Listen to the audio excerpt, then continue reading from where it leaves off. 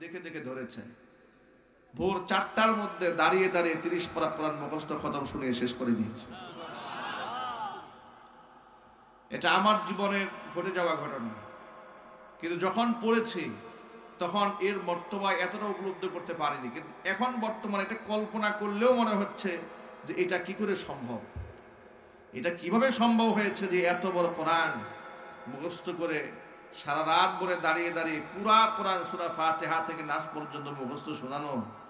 এটা কি কোনো সাধারণ মানুষের দ্বারা সম্ভব? এটা আল্লাহর সাহায্য ছাড়া, এটা আল্লাহ পাকের কুদরত ছাড়া এটা কি মানুষের পক্ষে আদৌ সম্ভব হওয়ার কথা নয়। আল্লাহ পাক এত সহজ করে কোরআনের ভাষাগুলো বুঝিয়ে দিয়েছেন, মানুষকে মুখস্থ করাও সহজ করে দিয়েছেন। কোরআন মাজিদ আল্লাহ পাক বলেন, ওয়ালাকাদ ইয়াসসারনাল কুরআনা লিয-যিকরি ফাহাল মিন মুদ্দাকির। কোরআন মানুষের জন্য আমি সহজ করে দিয়েছি। কোরআনকে উপলব্ধি করার জন্য, মুখস্থ করার জন্য, বুঝার জন্য, তেলাওয়াত করার জন্য সর্ব অবস্থায় কোরআনকে আমি আল্লাহ মানুষের জন্য সহজ করে দিয়েছি। জোরে বলেন সুবহানাল্লাহ। সূরা হিজরের 9 নম্বর আয়াতে আল্লাহ বলছেন, ইন্না নাহনু নাযালনাদ যিকরা ওয়া ইন্না লাহু লাহাফিজুন। নিশ্চয় কোরআন নাজিল করেছি আমি আল্লাহ। কে নাজিল করেছেন? জোরে বলেন আল্লাহ। আল্লাহর নামটা মহব্বতে বলুন আল্লাহ। কোরআন নাজিল করেছি আমি আল্লাহ। সংরক্ষণের দায়িত্ব মানুষকে দেইনি, সংরক্ষণের দায়িত্ব আমি আল্লাহ নিজ হাতে গ্রহণ করেছি। লাউহে মাহফুজ আল্লাহ কোরআন সংরক্ষণ করলেন। কোরআনের বাড়ি লাউহে মাহফুজ, সেখান থেকে আল্লাহ রাব্বুল আলামিন 23 বছর সময় করে ধারাবাহিকভাবে কোরআনে কারীম 30 পারা নাজিল করলেন। সংরক্ষণের জন্য বই কিতাবকে আল্লাহ পাক দায়িত্ব দেন নাই, নির্বাচন করেননি। আল্লাহ তাআলা কোরআন সংরক্ষণ করার জন্য পৃথিবীর অগণিত হাফেজ কোরআনের সিনাকে কোরআনের ভাষা বানিয়ে দিয়েছেন। জোরে বলেন সুবহানাল্লাহ।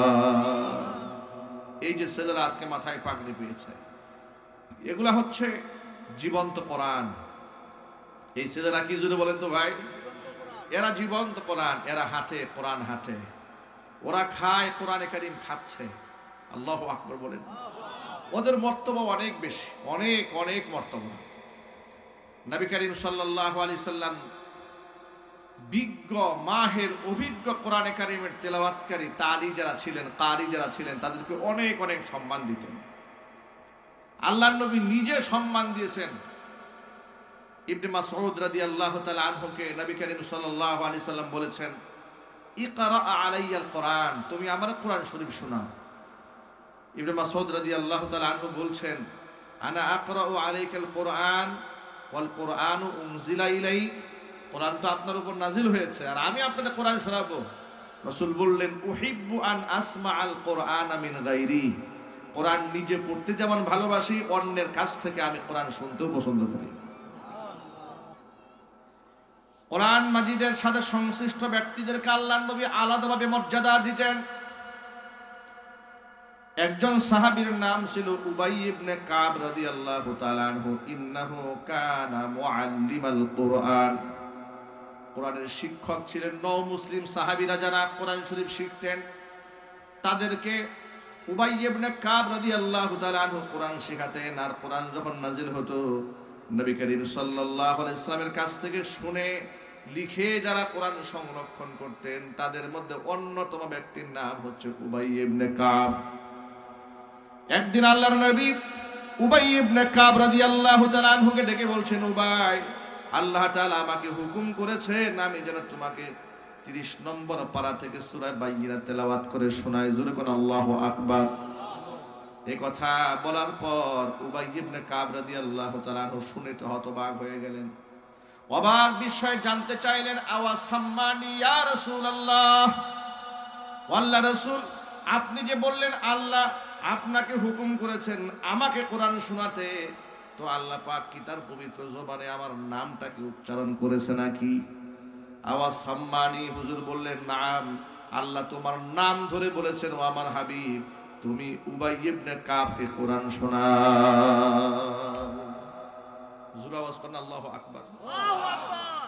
অপারেটর ভাই বক্সগুলোতে তো আওয়াজ দেন না, বক্স তো আওয়াজ বাজে না একটা, ভিতরে সাউন্ড বক্সটা এই আওয়াজ হয় এটাই। একটু বাড়ায় দেন ভাই, একটু বাড়ায় দেন যেন একটু দূর থেকে বলা যায়। হ্যাঁ, একটু ভলিউম দিলে হবে ইনশাআল্লাহ, সামান্য ভলিউম দেন, আওয়াজটা স্পষ্ট হবে। হ্যাঁ এখন ঠিক আছে, আরেকটু বাড়ান হালকা। উবাই ইবনে কাব রাদিয়াল্লাহু তাআলা আনহু তিনি কৃতজ্ঞতায় খুশিতে একেবারে অস্তুসিক্ত হলেন যে আল্লাহ তাআলা তার পবিত্র জবানে আমার নাম উচ্চারণ করেছেন। সুবহানাল্লাহ বলেন। এই নাম উচ্চারিত হওয়ার কারিশমা একটাই, তিনি কোরআনে কারীমের মুআল্লিম ছিলেন, কোরআনে কারীম লিখে সংরক্ষণ করতেন, কোরআনে কারীম সাহাবায়ে কেরামদেরকে শিখাতেন। এতটুকু গুণ তার থাকার কারণে স্বয়ং আল্লাহ রাব্বুল আমিন তার নাম ধরে নবী করিম সাল্লাল্লাহু আলাইহি ওয়াসাল্লামকে হুকুম করেছিলেন উবাই ইবনে কাবকে কোরআন শোনাতে। চিৎকার দেখুন আল্লাহু আকবার। আপনাদেরকে ছোট্ট একটা কোশ্চেন করি, প্রশ্ন করি, আপনারা কি আমার কথা বুঝতে পারতেছেন তো? কারা কারা শুনতে পাচ্ছেন দেখি, হাত দেখি, অ্যালার্ট আছেন কারা কারা? মাশাআল্লাহ, বারাকাল্লাহু ফিকুম, হাত নামান। আপনারা বলুন তো, উহুদের জিহাদের কথা কি আপনারা শুনেছেন? উহুদের ময়দান, সেখানে সাহাবায়ে কেরাম অসংখ্য সাহাবীরা তারা হতাহত হয়েছিলেন, বেশ কিছু সংখ্যক সাহাবী সেখানে শাহাদাত বরণ করেছিলেন। নবী করিম সাল্লাল্লাহু আলাইহি ওয়াসাল্লামের দান মুবারক শহীদ হয়েছিল, দাঁত ভেঙে গিয়েছিল, মাথা ফেটে গিয়েছিল, রক্তাক্ত হয়েছিলেন, আল্লাহর নবী সেন্সলেস হয়ে পড়ে গিয়েছিলেন। এই জিহাদের ময়দানে কতজন সাহাবী শাহাদাত বরণ করেছিলেন আপনারা বলতে পারবেন? মাশাআল্লাহ, 70 জন সাহাবী এই জিহাদে শাহাদাত বরণ করেছিলেন। ময়দানটা ছিল খুবই মারাত্মক, মোমেন্টটা ছিল খুব ক্রিটিক্যাল অবস্থায়। এমন চতুর্দিক থেকে শয়তান আওয়াজ ছড়িয়ে দিয়েছে, কতিলা মুহাম্মদ, মুহাম্মদ সাল্লাল্লাহু আলাইহি ওয়াসাল্লামকে হত্যা করা হয়েছে, তাকে মেরে ফেলা হয়েছে। এই কথা বলার পরে সাহাবায়ে কেরামের মনোবল ভেঙে গিয়েছে। সব সময় মনে রাখবেন, যাকে সামনে রেখে লোকেরা নেতৃত্ব দেয় তিনি যদি শেষ হয়ে যান, এমন সংবাদ যদি কর্মীদের কানে আসে, কর্মীদের আর সাহস থাকে? এর জুড়ে বলতে হবে। উদাহরণস্বরূপ বুঝাবার জন্য বলি, 5ই আগস্টে স্বৈরাচারী হেলিকপ্টার দিয়ে পালিয়ে গেছে, এই সংবাদ নিশ্চিত হওয়ার আগ পর্যন্ত তার যত লেসপেন্সার এই দেশে ছিল, তার যত নেতা কর্মী ছিল, তাদের হাত ঝাঁক, তাদের হুঙ্কার, তাদের ঝংকার কম ছিল না বেশি ছিল? আরো জোরে বলেন। যখনই তারা নিশ্চিত হয়ে গেল যে উনি উড়াল দিয়েছে, তখন এক একজন যে কোন গর্তে লুকায় গেল, এগুলাকে আর খুঁজে পাওয়া যাচ্ছে না। ঠিক কিনা জোরে বলতে হবে। ডেভিল হান্ট অপারেশন চলছে, এগুলাকে টর্চ লাইট দিয়ে খুঁজে পাওয়া যাচ্ছে না। বিভিন্ন জায়গাতে নিরীহ মানুষ গ্রেফতার হচ্ছে, আমাদের কানে আওয়াজ আসতেছে। প্রশাসনকে ছাত্ররা চাপ দিচ্ছে, আসামিদেরকে গ্রেফতার করতে হবে। এখন তো আসামিরা পাবে কই? সত্য আত্মগোপনে অনেকে চলে গেছে, অনেকে দেশ ছেড়ে পালিয়েছে, কিন্তু এমন চাপ দিয়েছে আসামি ধরতেই হবে। তো আসামি ধরতে গিয়ে দেখা যাচ্ছে নিরীহ গার্মেন্টস শ্রমিক, রিক্সাওয়ালা, কুলিমজুর, ঠেলাওয়ালা রাস্তায় যারে পায় তারে ধরে নিয়ে আসে, আর ব্রিফিং করে বলতেছে 100 আসামি ধরে বিরাট সওয়াবের কাজ করছে। কি বলেন? বাস্তবতা আছে না নাই? সে অনেক লম্বা ইতিহাস, এটা বলতে গেলে আরো অনেক কথা বলতে হবে। আমি যে পয়েন্ট আপনাদের সামনে তুলে ধরেছি, স্বৈরাচার বিদায় হওয়ার আগ পর্যন্ত এরা হাত ডাক দিয়েছে, কথা বলতে হবে, ঠিক কিনা বলেন? কারণ আমাদের কাছে সে হয়তো লেডি ফেরাউন হতে পারে, কথা বলেন। এদেশের তাওহীদ পন্থী মুসলমানদের কাছে সে নব্য আবু জাহাল হতে পারে, নব্য কারুন হতে পারে, নব্য ফেরাউন হতে পারে, এতে কোনো সন্দেহ নাই। কথা বলুন না, ঠিক কিনা? কিন্তু কিছু লোকের কাছে তো তিনি খাদিজাতুল কুবরা ছিলেন, কথা বলুন। আরে বাবা, কিছু আলেম তো বলেছে আপনি জান্নাতি নারী, বলে নাই? একটু জোরে বলেন। সরাসরি বলেছে আপনি জান্নাতি নারী। তাহলে তাকে কোথায় নিয়ে পৌঁছে দিয়েছে? আমার সেই মৌলবীকে খুব জানতে ইচ্ছা করে, কতজন মানুষ খুন করলে জান্নাতি নারী হওয়া যায়?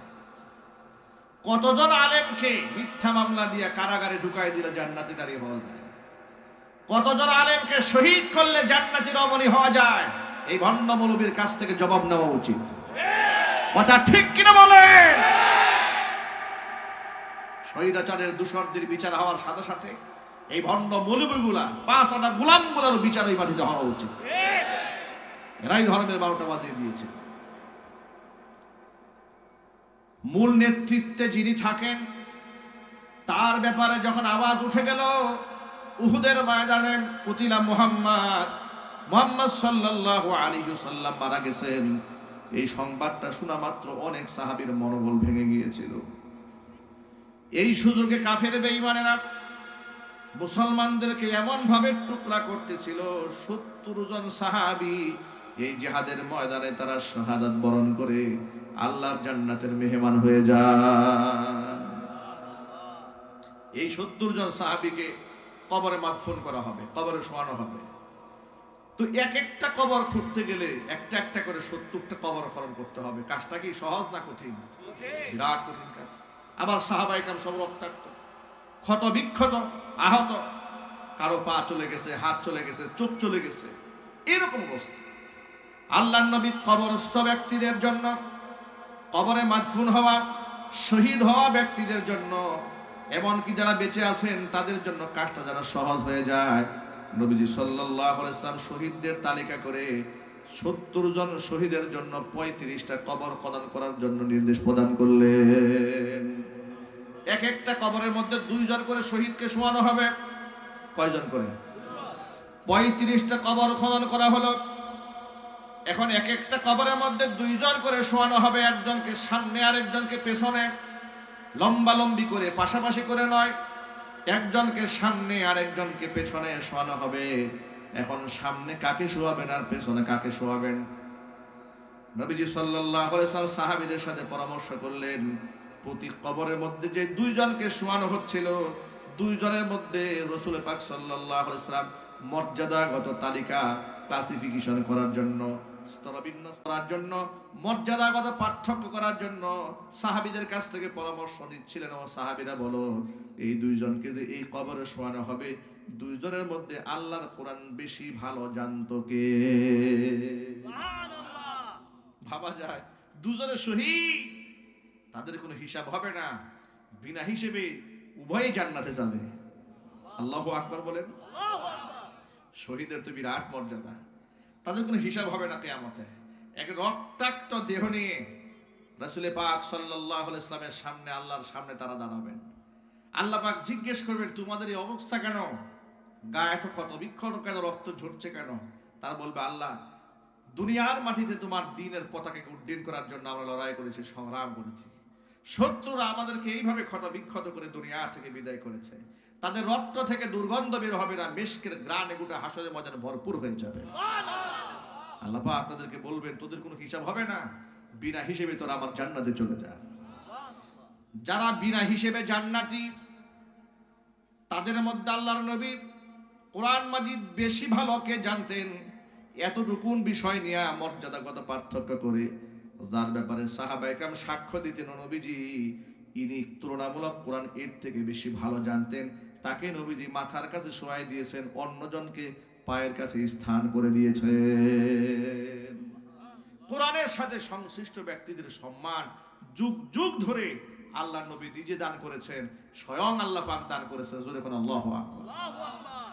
আল্লাহ পাক নিজে আপন ভাষায় কোরআনে বলেন, ইয়ারফাইল্লাহুল্লাযীনা আমানু মিনকুম ওয়াল্লাযীনা উতুল ইলমা দারাজাত। যারা ঈমান আনবে ওই সমস্ত ব্যক্তিদের সম্মান আল্লাহ বৃদ্ধি করে দেবেন। ওয়াল্লাযীনা উতুল ইলমা দারাজাত, যারা আলেম হয় তাদের সম্মান আল্লাহ